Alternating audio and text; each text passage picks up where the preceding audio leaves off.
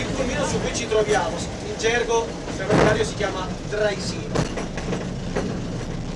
Ed è in questo caso un modello, diciamo, d'epoca, perché si basa sulla meccanica della 511 Fiat, comunemente chiamata nuova Padilla. Motore 1000 di cilindrata, 4 cilindri. Qua cambia quasi una lancia meccanico.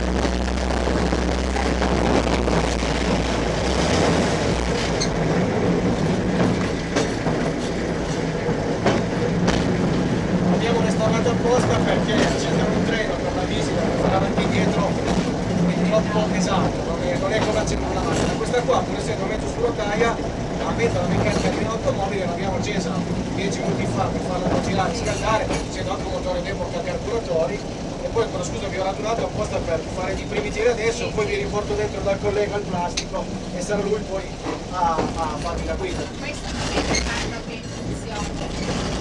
Questa qua sarà un tempo.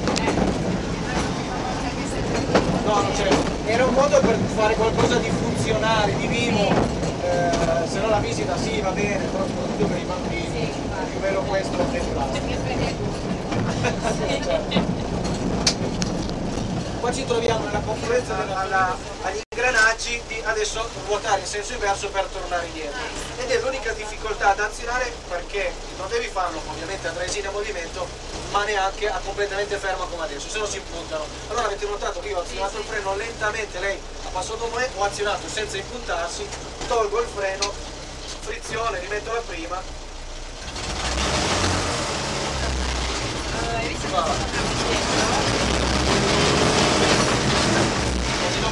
Sempre quelle volte che venire per non grattare la seconda. Sulla sinistra faccio notare i pezzi più belli che purtroppo sono quelli da restaurare e sono quelle carrozzette di colore verde e giallo, quindi nuovo verde. La prima sulla sinistra ed era extra via Togliani Monchiero, voluta da Luigi Einaudi, presidente. L'unico pezzo rimasto di questa tranvia, anno 1924, officina con nome. Questa qua terrazzini, molto particolare. Era una tranvia di sede promiscua, strada e ferrovia, però aveva lo scartamento come quello ferroviario, ma l'evoluzione del terrazzino che diventa chiuso. Qua si può apprezzare proprio la differenza tra il cavallo tra 800 e 900 e invece il terrazzino già chiuso.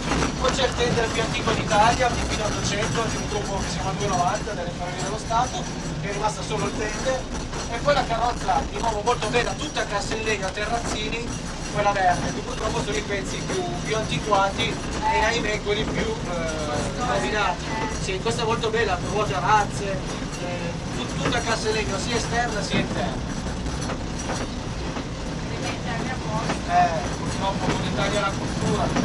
Poi anche altri pezzi scomparsi, il carro delle scorie alla nostra destra, il cassa in metallo, questo è già moderno, però sono carri porta scorie, il carro portasale.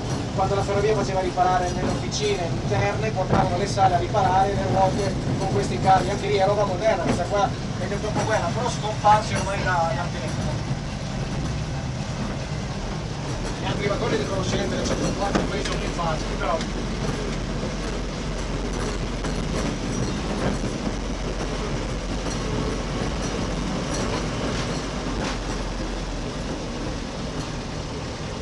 Scusate che da di nuovo il colpo, se dico.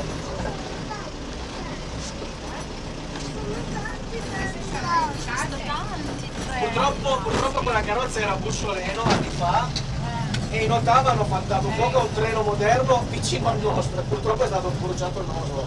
Peccato perché sta carrozza era un modello che era l'unico che abbiamo